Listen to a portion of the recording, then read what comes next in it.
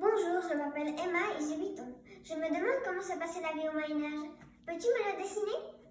C'est parti! Bonjour, je m'appelle Sophia et voici mon château. N'est-il pas magnifique? Je vais vous faire découvrir mon château et ses différentes parties. Vous êtes prêts? Allons-y! Les châteaux forts sont construits en général près d'un village, sur une colline, sur une butte naturelle ou artificielle pour voir de loin les attaquants arriver. Au Moyen-Âge, le château fort est une grande maison fortifiée où vivent le seigneur, sa famille, ses serviteurs et ses soldats. Le château fort doit être construit à une journée à cheval des autres châteaux. Voici le donjon, la plus haute tour du château, qui peut servir de prison. Elle peut être de forme pointue, carrée et cylindrique. Voici les créneaux.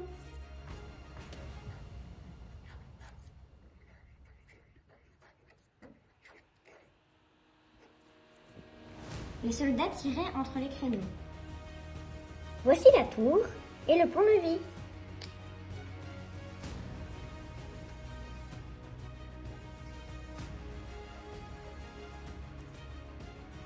Il est actionné par des chaînes très résistantes pouvant se lever et s'abaisser en cas d'attaque.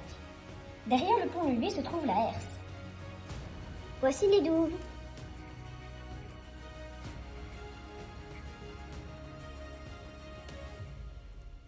C'est un profond fossé rempli d'eau qui sert à empêcher les ennemis d'entrer dans le château. Voici les meurtrières. Les meurtrières sont des trous par lesquels les archers peuvent tirer des flèches sans être atteints. Voici la chapelle, là où tout le monde se réunit pour prier. Nous étions très bien protégés, mais cela n'empêchait pas les attaques fréquentes. Profitez de votre époque, car ici c'est pas la joie.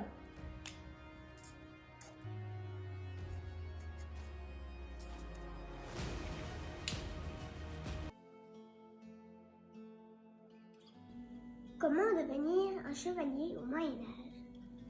Le fils de noble deviendra chevalier, mais il y a plusieurs étapes à affronter. À 7 ans, le fils de noble deviendra alors page et il quitte le château. Là, il apprend à manier les armes, à monter à cheval,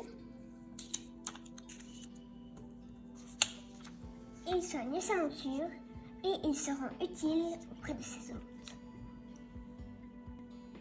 À 14 ans, il devient alors écuyer, c'est-à-dire celui qui tient le bouclier du chevalier. À l'âge de 21 ans, l'écuyer est prêt à devenir un grand et fort chevalier. Bonjour, je m'appelle Charles et je vis au Moyen-Âge. Mon père est un grand chevalier. Je l'accompagne souvent dans ses missions. Mon grand ami Jules étudie justement le Moyen-Âge. Suivez-moi, je vais vous montrer les différents armements de mon époque. Voici mon papa. Oui, je sais, il fait un peu peur. Mais il a le cœur sur la main, vous savez. Ici, vous avez les étriers, le aume et les éperons. Voici un chevalier avec son bouclier.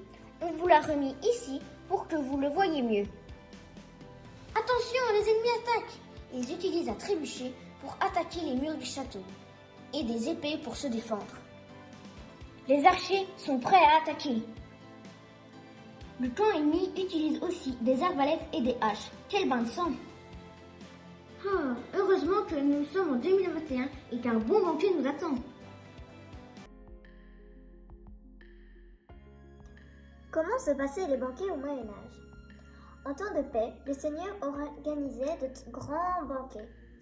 De grandes tables étaient disposées sur les contours de la pièce.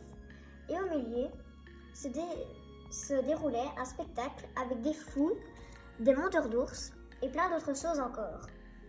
Il y avait un grand festin qui se dégustait avec des cuillères et des couteaux, mais sans fourchette.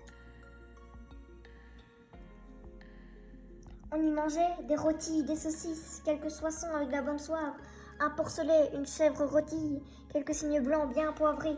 Mais je ne vous dis pas tout. On mangeait aussi sur des grosses tranches de pain qui servaient d'assiette et qui Et on mangeait aussi, surtout, ce qui était à portée de main. Plus on était près du Seigneur, mieux on mangeait. Alors, ça vous tente un banquet du Moyen-Âge ?